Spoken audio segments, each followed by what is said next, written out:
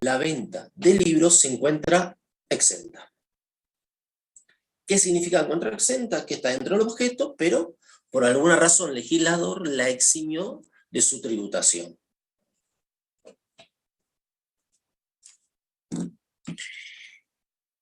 Aparte dice que tanto la venta de cuadernos como de libros se realiza en el mercado local y además en el exterior. La venta de cuadernos en el mercado local está grabada, la venta de cuadernos que se hace al exterior está exenta, la venta de libros en el mercado local está exenta, y la venta de libros al exterior pasa a estar exenta también, pero no por el 7A, sino por el 8D. Lo que sí después nos interesaría analizar, en el caso del cómputo del crédito fiscal vinculado con esas operaciones, cuáles son las que nos permiten el cómputo del crédito fiscal y cuáles no nos permiten el cómputo del crédito fiscal. Otra consigna muy importante a tener en cuenta, el práctico, y solamente para este práctico le aclara que los importes consignados son netos de IVA cuando corresponda a su discriminación. ¿Qué significa? Que en este práctico, cuando haya operaciones que se deba discriminar el IVA, los importes pasan a ser netos. Cuando no corresponda discriminar el IVA, los importes son totales. Volvemos al mismo tema y es pura y exclusivamente algo vinculado con el práctico. No es una regla que se va a aplicar en todos los prácticos en el parcial, sino que cada práctico y el parcial en particular deberán tener la información de si los importes son netos o los importes son totales. Ustedes no lo pueden adivinar, simplemente es que se le tiene que dar la información. Para este práctico se le da esta información. ¿Por qué le estoy repitiendo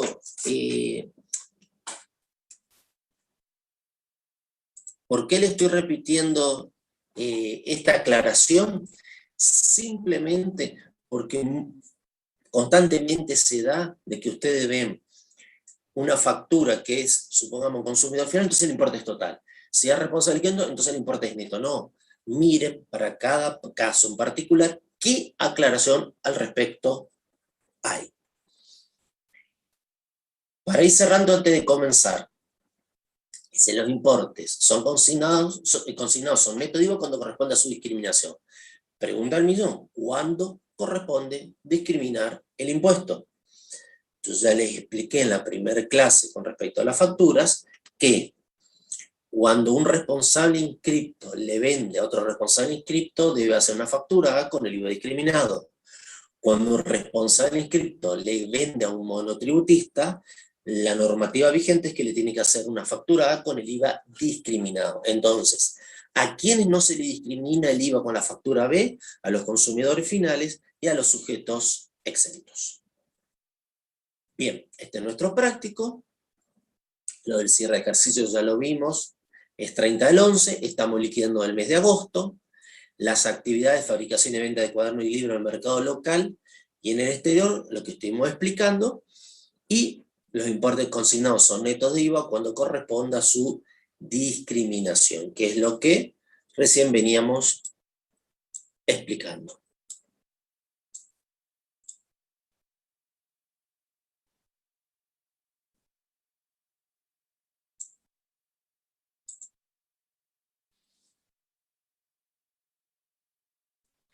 Bien, vamos directamente al desarrollo. Antes de realizar el desarrollo del práctico, tenemos que analizar una cuestión particular. ¿Por qué la formulita que el precio total es el precio neto más el IVA? ¿Por qué está eso? Simplemente porque constantemente se les va a presentar a ustedes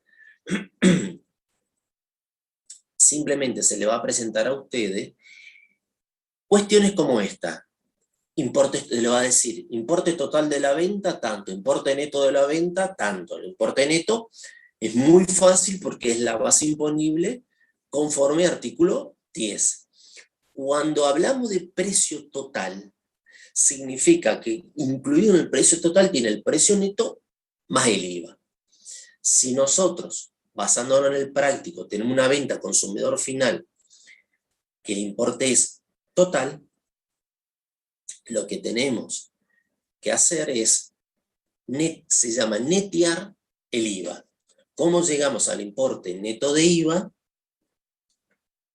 Y al IVA partiendo de un importe total. Es la aplicación de una formulita que la desarrollamos ahora, que parte simplemente de que el precio total es el precio neto más el IVA. ¿El IVA a qué es igual? El IVA es igual al precio neto por la alícuota sobre 100. Si la alícuota es 21 sobre 100, es precio neto por 0.21. Y después, partiendo de ese desarrollo, vamos a llegar a qué es igual el precio neto. Fíjense lo siguiente, como yo le decía, el precio neto es igual, perdón, el precio total es igual al precio neto, más el precio neto por la alícuota sobre 100, que es el IVA. Esta última parte del precio neto por la tasa sobre 100 es el IVA. Cuando nosotros ponemos el 21% es que estamos haciendo referencia a la alícuota del 21%. Lo mismo puede ser la alícuota al 10,5%, lo mismo puede ser la alícuota al 27%. En el caso particular, decimos que el IVA es igual al precio neto por la tasa sobre 100. El precio total, ¿a qué es igual? Al precio neto, sacamos factor común, ¿sí? Precio neto por 1 más 21 sobre 100. Precio neto igual al precio total, dividido 1 más 21 sobre 100, y llegamos a la conclusión que el precio neto, que lo que a nosotros nos interesa, es el precio total dividido 1 más 0,21, o sea, dividido 1.21. ¿Cómo llegamos al precio total? Al precio neto partiendo del precio total dividido 1.21, siempre y cuando la alícuota, ¿sí?, sea la general.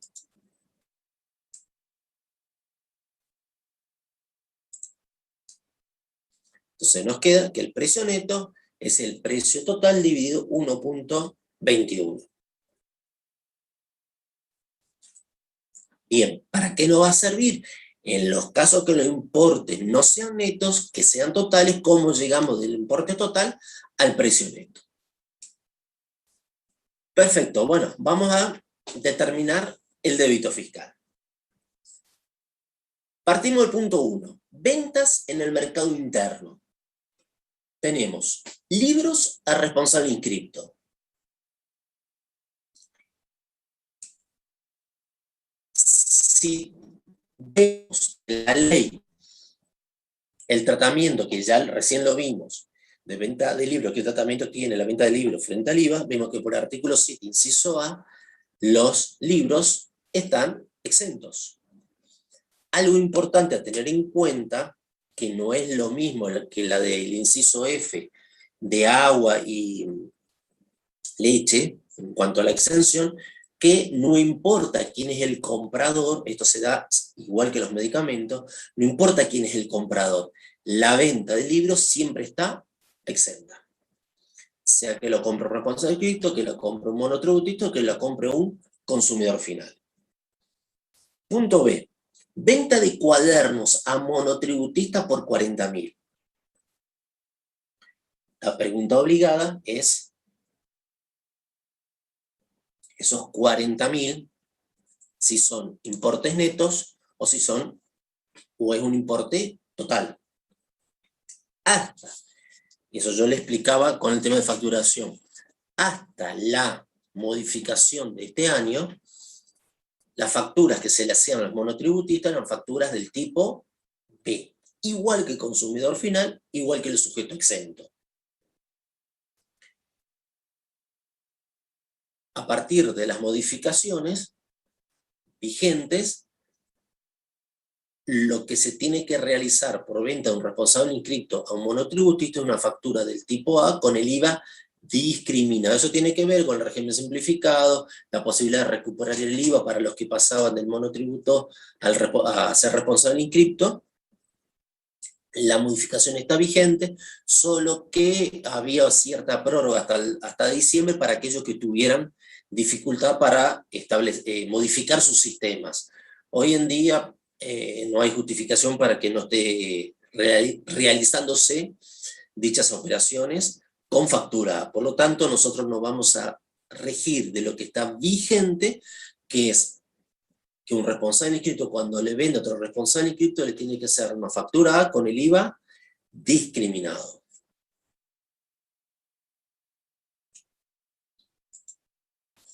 Bien, entonces, este punto B, el importe pasa a ser ¿de qué tipo? Importe neto. 40.000 neto de IVA por la alícuota vigente nos da un débito fiscal de 8.400 pesos. Tenemos venta de cuadernos responsable inscripto en el punto C por 60.000. De la misma manera, son operaciones grabadas responsable inscripto, 60.000 es neto, IVA débito fiscal 12.600. Acá no hay problema en cuanto a la determinación del IVA. Punto D, venta de cuadernos a escuelas provinciales por 38.000. Las escuelas provinciales, o sea, todo lo que son colegios públicos, universidades públicas, son sujetos exentos. Lo mismo del Estado. Cuando ustedes tienen una factura al Estado, no tienen que preguntar cuál es la situación del Estado frente al IVA, no. Siempre, siempre los estados a nivel nacional, provincial o municipal y cada una de sus dependencias centralizadas o descentralizadas son sujetos exentos. Salvo empresas que el Estado que realicen ventas o servicios en forma comercial que el Estado tenga participación, que pasan a estar inscriptas. Por ejemplo, EMSA, una empresa que el Estado tiene participación, que vende servicio en forma comercial, el IPLIXE, o sea, todas que participa el Estado, pero realiza operación en forma comercial. Bueno, eso están grabados y no están exentos. Se le hace una factura y no ve. En este caso, cuando le vendemos cuaderno a una escuela provincial, le tenemos que hacer una factura B. Si le realizamos una factura B, entonces significa que la operación informada, en este caso, el importe de 38.000 pesos, es un importe de tipo total. Lo que tenemos que hacer es netearlo. ¿Cómo lo neteamos? 38.000, que es el importe total, dividido 1.21. Si los cuadernos hubieran estado grabados a la alícuota diferencial del 10,5, lo que tenemos que hacer acá es 38.000 dividido 1.15. O sea, lo único que cambia en la fórmula que vieron en la fórmula anterior es que en vez de la tasa de ser 21, el 10,5. En la misma fórmula, lo único que cambia es la alícuota. Entonces el importe neto es 38.000 dividido 1.21, nos da 31.404,96 y un IVA débito fiscal de 6.595,04. Seguimos. Venta de libros al consumidor final. ¿Qué le había aclarado? Que la venta de libros, independientemente del sujeto a quien se la realice, siempre está exenta. Por lo tanto, lo incluimos en la columna de exento. Punto 2. Exportación de libros, 160.000. Les expliqué en la clase anterior el régimen del artículo 43, qué significaba en cuanto al cómputo de los créditos fiscales, partiendo de la premisa que las exportaciones, ¿sí?, están exentas según artículo 8, inciso D. Por lo tanto, los 160.000 van en la columna de exento. Por más que la doctrina haga referencia que las exportaciones están grabadas a tasa cero, eso tiene que ver con el régimen del artículo 43 que nos permite el cómputo del crédito fiscal vinculado con las exportaciones. Pero simplemente una cuestión de doctrina por el hecho de decir, bueno, están grabadas a tasa cero porque puedo computar el crédito fiscal. Pero si ustedes le preguntan cuál es el tratamiento de las exportaciones, la respuesta correcta es que las exportaciones están exentas según artículo 8, inciso D. Bien, tenemos otros ingresos. Intereses facturados por 1A. Intereses facturados por 1A. El punto 1A, ¿cuál es? Ventas en el mercado interno de libros a responsable inscripto. La venta de libros a responsable inscripto está exenta. Por lo tanto, no está haciendo referencia a intereses facturados por una operación que está exenta. Si vamos al artículo 10 del decreto reglamentario, artículo 10 del decreto reglamentario, dice que los intereses originados en la financiación o en el pago diferido o fuera de término del precio correspondiente a las ventas, obras, locaciones y prestaciones resultan alcanzados por el impuesto, aun cuando las operaciones que dieron lugar a su determinación se encuentran exentas o no grabadas. Repito, ¿qué dice el decreto reglamentario? Que los intereses originados en la financiación o en el pago fuera de término de ventas, locación y prestaciones de servicios exentos, están estos intereses grabados independientemente del tratamiento que tengan. Eso es lo que establece el decreto reglamentario. Hubo un fallo ya hace varios años, el fallo Angulo con G, que estableció la inconstitucionalidad de este artículo 10 del decreto reglamentario. La Suprema Corte de Justicia, que es la última instancia que existe en el país, estableció que el artículo 10 es inconstitucional porque va más allá de la ley. Un decreto no puede modificar la ley principal. Lo que hace es, el decreto reglamentario lo que hace es reglamentar, aclarar cuestiones que tienen que ver con la ley, pero nunca puede ir más allá de la ley. Usted simplemente se los menciona y tienen que tener presente que un fallo es obligatorio solamente entre las partes, o sea, quien actuó en la justicia, y en este caso, la FIP.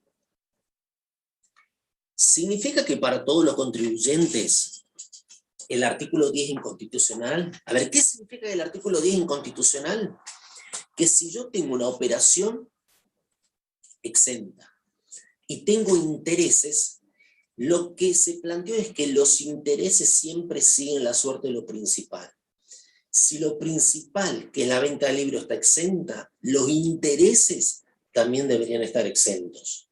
Si la venta de cuadernos está grabada, los intereses financieros por pago fuera de término, publicitorio, etcétera, siempre van a estar grabados. No como dice que el decreto reglamentario, que independientemente del tratamiento que tengan, la operación principal, los intereses siempre están grabados.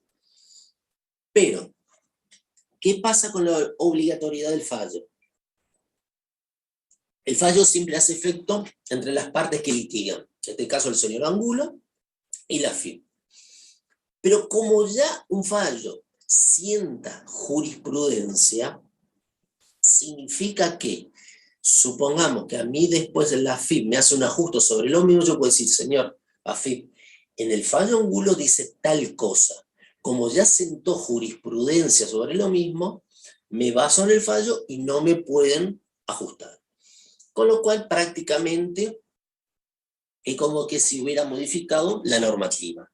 Para no marearlos y aclararlo, decimos que en el caso de intereses, nosotros nos basamos en el fallo Angulo, dejamos de lado el artículo 10 del decreto reglamentario y los intereses siempre siguen la suerte de lo principal en cuanto a la gravabilidad o no del mismo.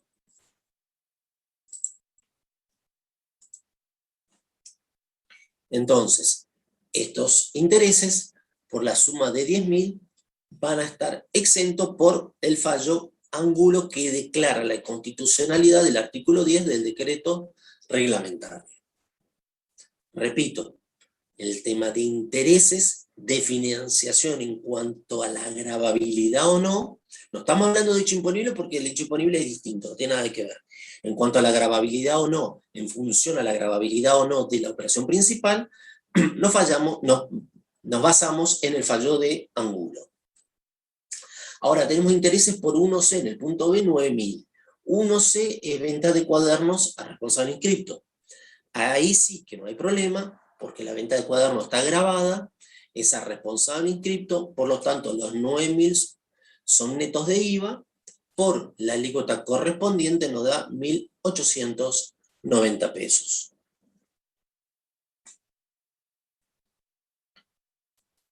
Tenemos en el punto 4, devolución por 1B 12.000. 1B son cuadernos a monotributistas.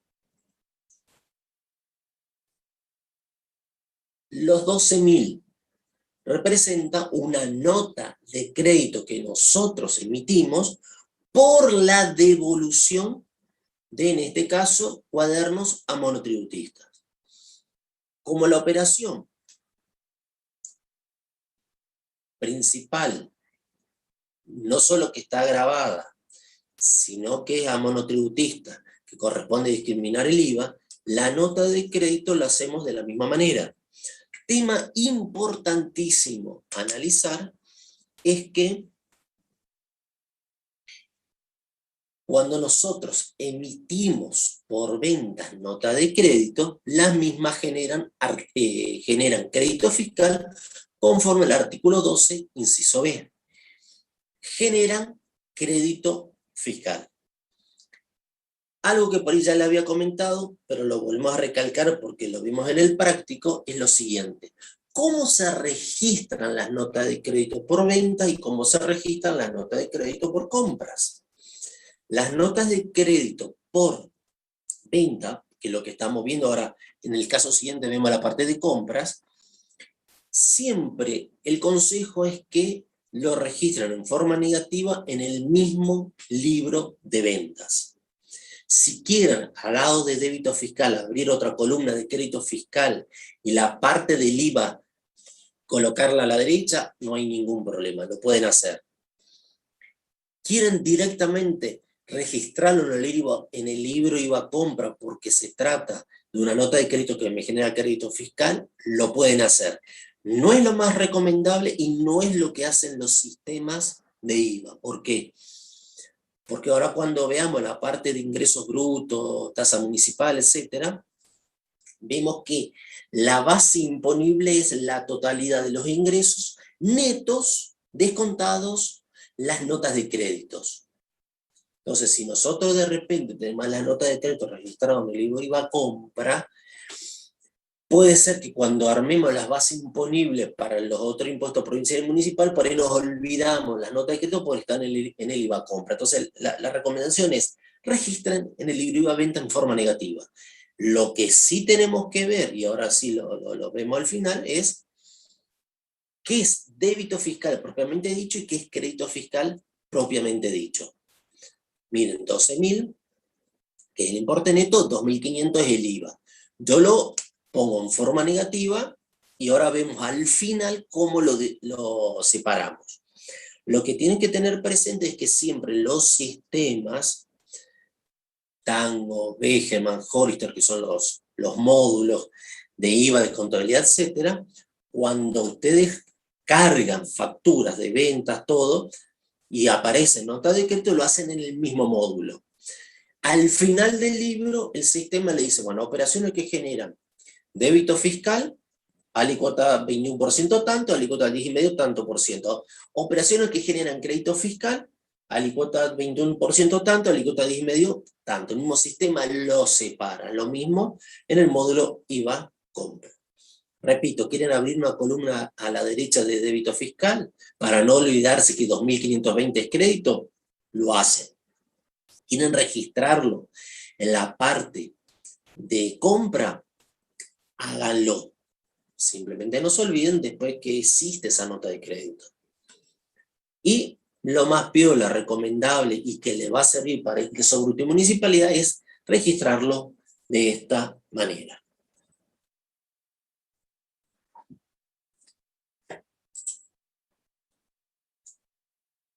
Para ir cerrando la parte de débito fiscal.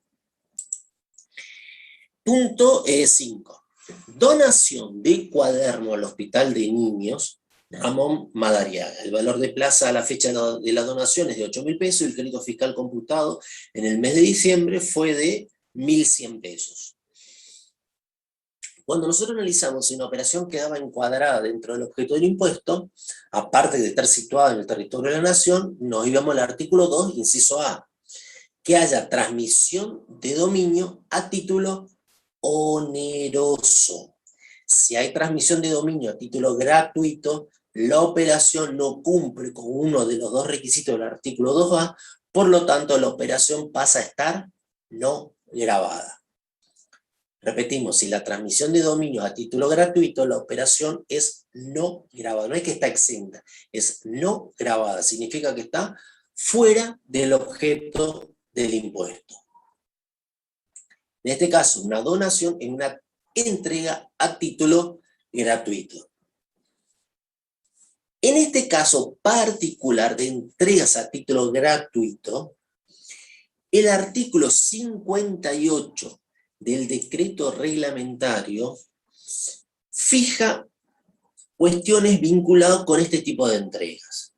Dice, si un responsable, artículo 58 del decreto, si un responsable inscrito destinara bienes, obras, locaciones y o prestaciones de servicios grabadas para donaciones o entrega a título gratuito, cualquiera sea su concepto, deberá reintegrar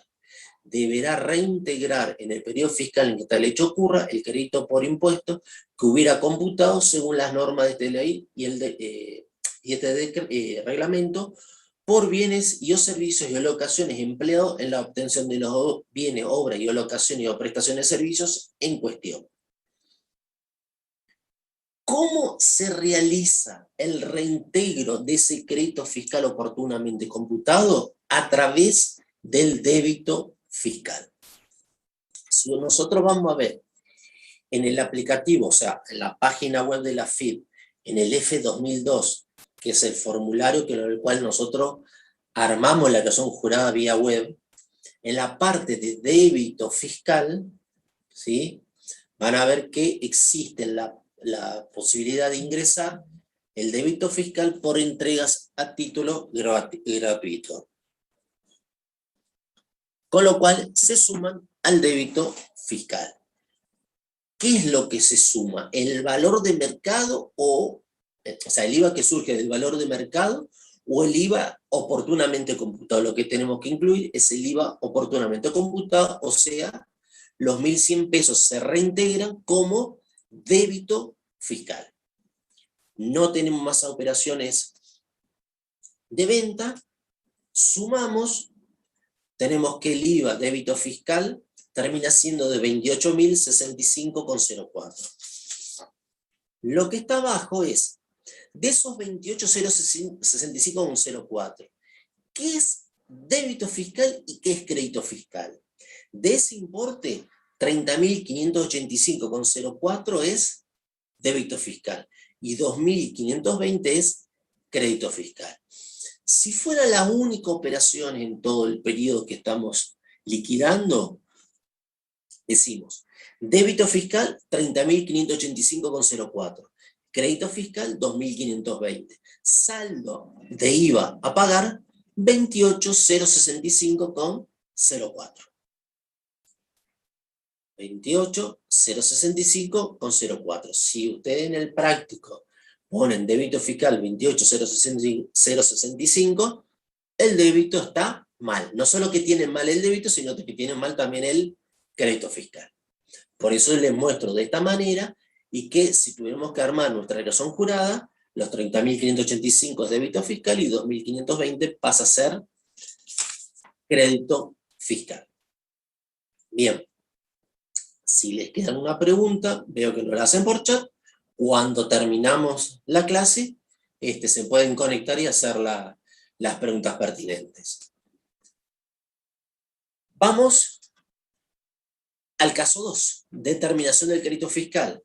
Dice, determinar el crédito fiscal de Monterrey a agosto del 2021 en base a los siguientes datos. Cierre de ejercicio 31 de agosto.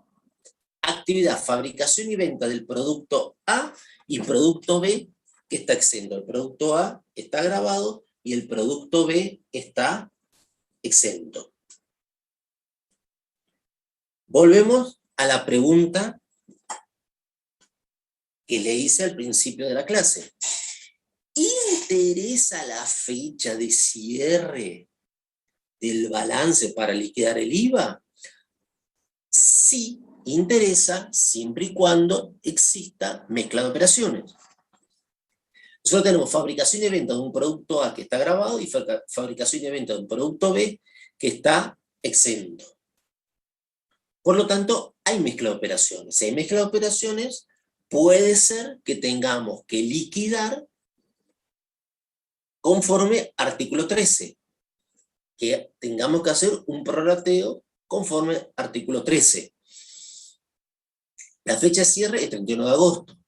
La fecha de terminación del crédito fiscal que tenemos que liquidar, o sea, el periodo fiscal que vamos a liquidar, es agosto. Por lo tanto, fecha de cierre a tener en cuenta si tenemos que hacer el ajuste del artículo 13, que es mes de cierre y es cuando se tiene que hacer dicho ajuste. Bien, vamos puntualmente al desarrollo del práctico. Compra de insumos con destino a la fabricación del producto A. Le compramos al responsable inscrito por 10.000 más 1.850 de IVA. Uno de los requisitos para el cómputo del crédito fiscal era que, aparte de que esté facturado, discriminado, que esté afectado a operaciones grabadas, que haya nacido leche imponible, tiene que ver la otra con regla de tope. Primer tema a analizar. ¿A qué está afectado ese crédito fiscal? Al producto A. El producto A, habíamos visto que era producto A grabado y el producto B que estaba exento. Si el producto está grabado, decimos que está afectado a operaciones grabadas. Paso siguiente a analizar es la regla de tope, si el IVA está correctamente calculado. Es responsable inscrito, 10.000 es el precio neto, IVA facturado 1.850. 10.000 por el 21%, que es la alícuota vigente, nos da 2.100. ¿Cuánto es el crédito fiscal computable? 1.850. ¿Por qué yo le aclaré en este caso que 1.850 es el crédito computable? Porque siempre de la comparación del facturado con la regla de tope, siempre se toma el menor. ¿Por qué? Porque es el que yo estoy pagando.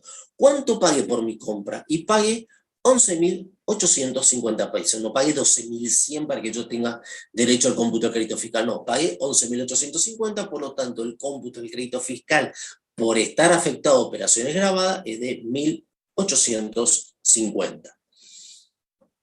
Siguiente, le compramos a un monotributista. Importantísimo, las compras monotributistas no generan crédito fiscal. El monotributista no va a realizar una factura del tipo C. Y esto sí que es una cuestión grave. Y siempre tenganlo en cuenta, y me canso de repetir, nunca se vayan a tomar el IVA de un monotributista, porque para los prácticos, más puntualmente para el parcial, es un error gravísimo. Se pueden equivocar en cuanto a la gravabilidad, no, se pueden equivocar de alícuota, pero no vayan a computar el IVA de los monotributistas porque es un hecho muy grave. No es un error, es un horror directamente. Punto 2. Compras de insumos destinados a la fabricación del producto B a responsables inscriptos. El producto B estaba exento. significa que estamos comprando insumos destinados a un producto exento por 12.000 más 2.520 de IVA. Como está afecta a operaciones grabadas, operaciones exentas, los 2.520, que dicho sea de paso estaban bien calculados, no nos permiten ningún cómputo del crédito fiscal. No habilita la posibilidad del cómputo del crédito fiscal. Por lo tanto, decimos que el crédito fiscal de esta operación del punto 2 es 0. No tenemos posibilidad del cómputo. ¿Por qué? Porque no cumple uno de los requisitos del artículo 12 que esté afectado a operaciones grabadas. Punto 3. Compras con destino a la fabricación del producto A y B que se venden en el país. Le aclara que el 80% de las ventas del mercado local están grabadas. ¿Qué tiene que ver este punto? Que estamos trabajando con el ajuste del artículo 13, el prorrateo del artículo 13. Yo les había aclarado que como nosotros no desarrollamos todo lo que es el procedimiento para calcular los coeficientes, para aplicar este ajuste al artículo 13, simplemente nos íbamos a limitar a darle el porcentaje de operaciones grabadas y que ustedes sepan cuándo se tiene que aplicar o no. En este caso se trata de compras que se destinan indistintamente a ambos productos. El artículo 13, que habíamos leído, decía que cuando se compren bienes o servicios que generen crédito fiscal, que la apropiación de esos créditos a operaciones grabadas, no grabadas o exentas, no se pudiera realizar de forma fehaciente, es que se tiene que aplicar el artículo 13. Si yo compro un insumo y sé perfectamente, como en el punto 1, que lo afecta a operaciones grabadas, ningún problema, cumple ese requisito. Después vemos los otros del artículo 12. En el punto 2, sabemos que se compra y se destina exclusivamente a operaciones exentas, decimos que no nos da la posibilidad del cómputo del crédito fiscal independientemente de todos los requisitos del artículo 12 porque se afecta a operaciones exentas. Pero cuando se afecta a mezcla de operaciones, yo no sé cuál es la proporción, es que tenemos que aplicar el artículo 13. Acá tenemos el artículo 13, que tenemos el porcentaje de 80%, ya tenemos el coeficiente. Insumos para el producto A y B a responsable inscripto. 15.000, 2.850 es el IVA, aplicamos regla de tope, nos da 3.150. Tema importante. Si nosotros vamos a aplicar el porcentaje de operaciones grabadas sobre el total del crédito fiscal, siempre se tiene que aplicar ese porcentaje sobre el crédito fiscal que nos hubiéramos computado en el caso de que la operación hubiera sido afectada a operaciones grabadas. ¿Qué significa? Aplicamos regla de tope, primero. Sobre el menor de los importes, sobre ese vamos a aplicar el porcentaje. Miramos nuestro rengloncito acá. 2.850 es el facturado, 3.150 es la regla de tope. ¿Cuál es el crédito fiscal que nos hubiéramos computado? Si la operación hubiera estado afectada a operaciones grabadas. 2.850. Por lo tanto, el porcentaje de prorrateo se va a aplicar sobre los 2.850, generándonos un IVA crédito fiscal de 2.280 pesos. ¿Sí? Sobre el importe que nos hubiera generado crédito fiscal. Crédito fiscal si se hubiera afectado a operaciones grabadas, perdón. Bien, seguimos con el punto 4. Compras de insumo para un producto B que se exporta por 5.000 más 1.050 de IVA.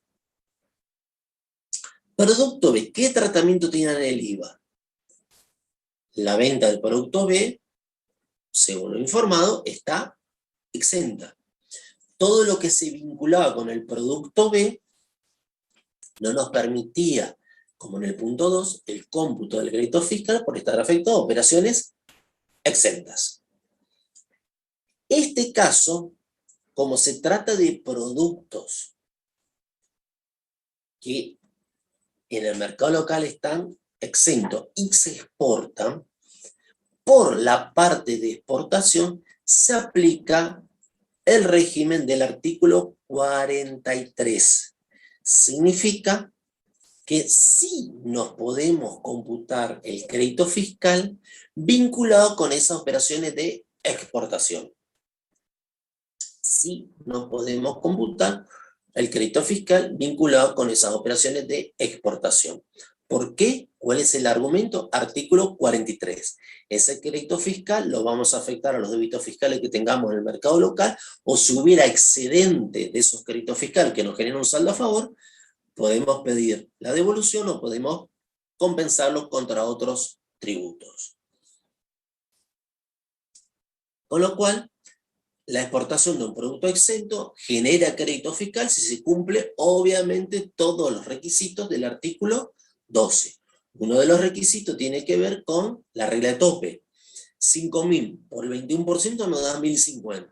¿Cuánto figura la factura? 1.050. Terminamos computando de crédito fiscal 1.050 pesos. Seguimos como para ir terminando el práctico. Descuentos obtenidos sobre operaciones del punto A. Operaciones del 1A tenía que ver con compra de insumos destinados a la fabricación del producto A responsable inscripto. Se trataba de insumos que afectaban a operaciones grabadas. Por lo tanto, nos computamos por el 1A 1.850 de IVA. Nos hacen una nota de crédito, un descuento por haber abonado antes de término, de 6.000 más IVA. Conforme artículo 11, las notas de créditos por descuentos obtenidos generan débito fiscal. Recuerden en la primera clase que tuvimos los ejercicios que hicimos de contabilidad, que registramos operaciones de venta y las notas de crédito, operaciones de compra y las notas de crédito. ¿Cómo las registramos en forma cruzada? Bueno, ahí está la cuestión de, y el argumento que ya vimos obviamente en el artículo 11 y 12, que en este caso puntual, porque se trata de operaciones de compra que nos emiten una nota de crédito, dicha nota de crédito nos va a generar un débito fiscal, conforme artículo 11.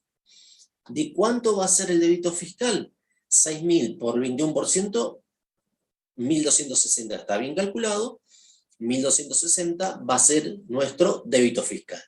De la misma manera que le expliqué en la planilla de débito fiscal, de débito fiscal, el tratamiento en cuanto a la registración de las notas de crédito, de la misma manera lo que decimos es que les conviene registrar todas las operaciones de compra en el mismo libro, incluidas las notas de crédito. ¿Por qué? Porque de la forma que no mezclan. Si esto 1.260 lo quieren registrar en el libro de IVA-venta, lo pueden hacer, no está mal. Simplemente que queda descolocado y después corren el serio peligro de que los descuenten de las ventas. Quieren poner a la derecha del crédito fiscal computable una columna de débito fiscal, lo hacen y los 1.260 lo informan en esa columna. ¿Qué más tenemos? Bienes de uso. Para la administración. Cuando tienen gastos para la administración y no se le aclara específicamente para qué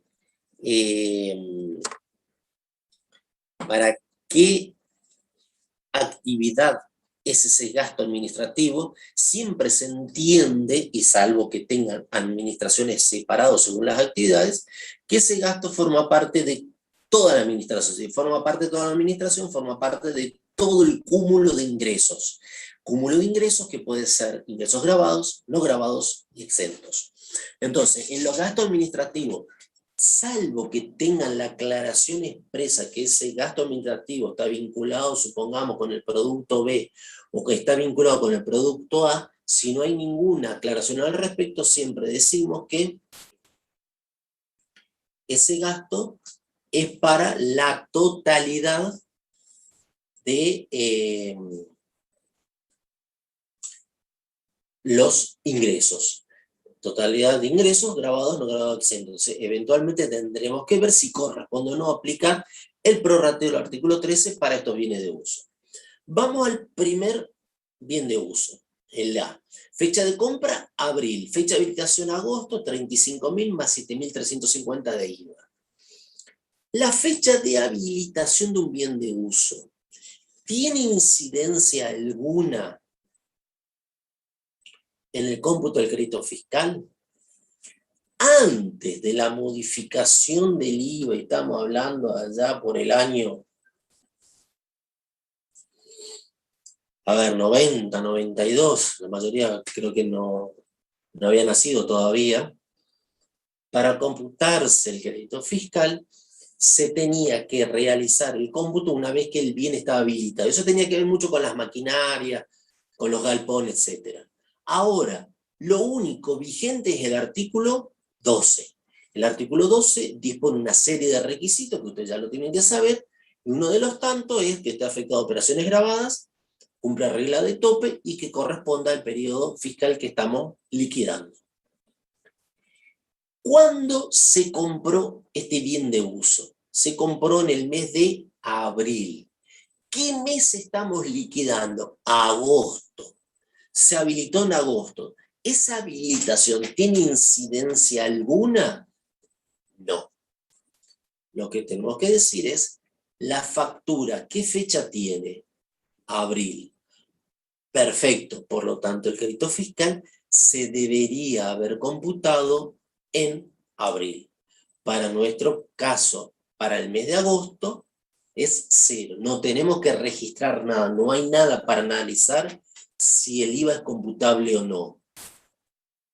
Nada. Simplemente decimos que nuestro crédito fiscal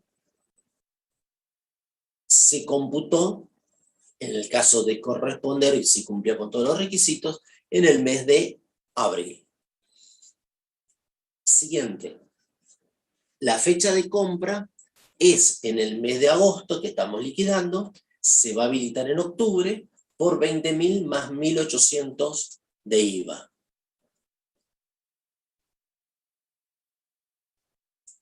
Nos adelantamos un poquitito. 20.000 más 1.800 de IVA. Este crédito fiscal, ¿a qué está afectado? Al uso de la administración.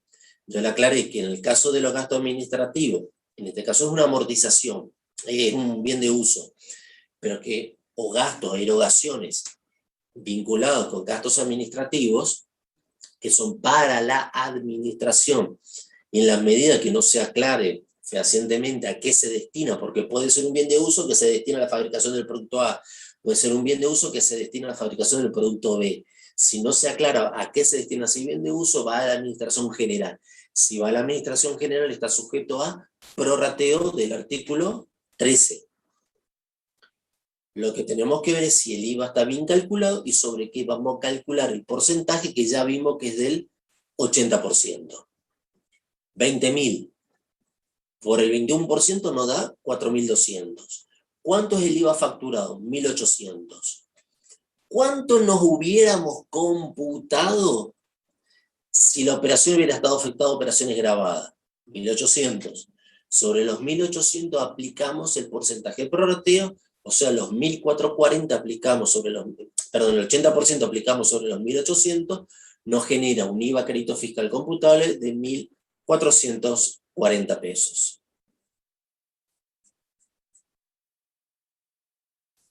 Nos genera un IVA crédito fiscal de 5.360. De esos 5.360, ¿cuánto es débito fiscal y cuánto es crédito fiscal? Si recuerdan, había una nota de crédito por 1.260. Por lo tanto, el crédito fiscal es de 6.620. El débito fiscal es de 1.260. De la misma manera, si son las únicas operaciones del periodo, decimos que el débito fiscal 1.260, crédito fiscal 6.620. Saldo técnico a favor del contribuyente 5.360. Si en la declaración jurada se informa 5.360 como crédito fiscal, el importe es incorrecto. ¿Estamos? Bueno, de esta manera terminamos nuestro práctico de débito y crédito fiscal. Paso siguiente tiene que ver con el desarrollo de la teoría de ingresos brutos y de municipalidad. Vamos a dejar la clase por hoy. Cuando nos toque la próxima clase, les pido tengan el Código Fiscal Provincial en cuanto al título de ingresos brutos y tengan el código, la tasa de comercio, o sea, la parte de tasa de derecho, inspección, registro, servicio de contralor, o sea, la parte de la ordenanza municipal referido a esa parte. ¿Por qué? Porque la vamos a desarrollar, y lo de municipalidad mucho más rápido porque es más sencillo, pero lo de ingresos brutos vamos a ir viendo en el Código Fiscal, el título de ingresos brutos, cuál es la parte que vamos a ir trabajando. También les voy a subir al aula virtual el resto de los prácticos que vamos a ir viendo. Como ya vimos las dos clases seguidas nuestras, continuamos con el profesor Villalba y cuando nos toque nuevamente, les repito, por favor tengan la normativa vinculada a ingresos brutos y a tasa de comercio. Bueno, les habilito si quieren hacer alguna consulta, lo que se quieran retirar de la clase lo pueden hacer, y el que no quiere preguntar algo, aprovechen para preguntar, y si no, nos vemos en la próxima clase. Buenas noches para todos, y bueno, si alguien quiere preguntar algo, me mantengo en línea para responder cualquier inquietud.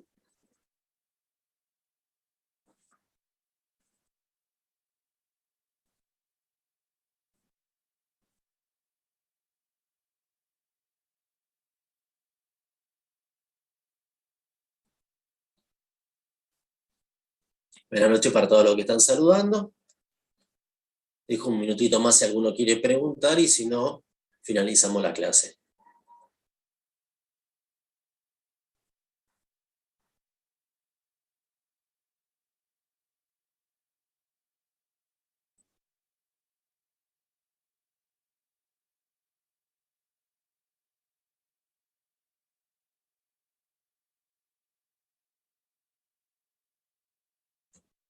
Bueno, no.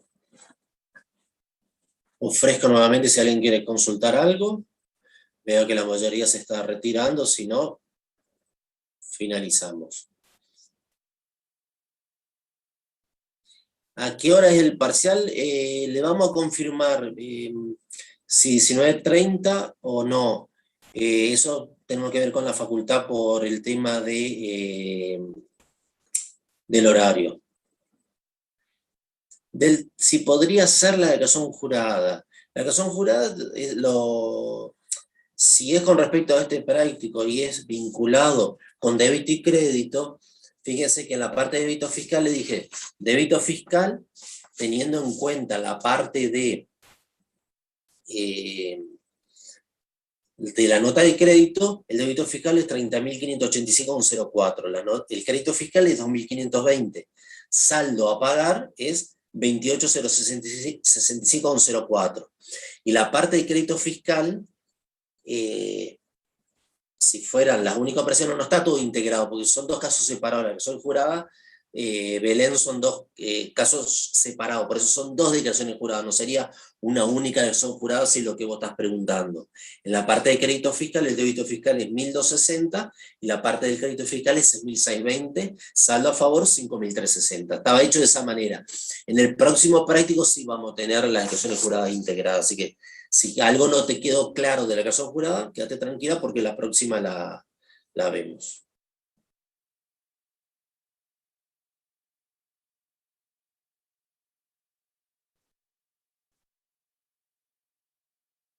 El tema sí es lo que está de 9:24.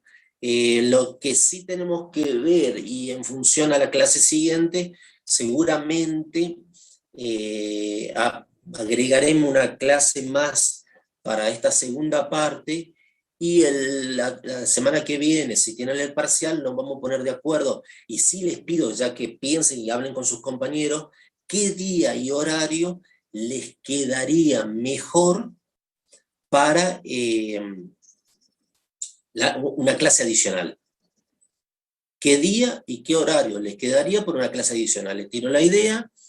El martes que viene cerramos la fecha, y bueno, y tendremos esa clase adicional para poder desarrollar mejor los prácticos que nos faltan. Así que bueno, quédense tranquilo, el día del parcial lo volvemos a aclarar, nos ponemos de acuerdo cuál será la fecha respectiva, y ahí lo cerramos. Bueno, veo que no hay más preguntas, buenas noches y nos vemos las próximas. Gracias.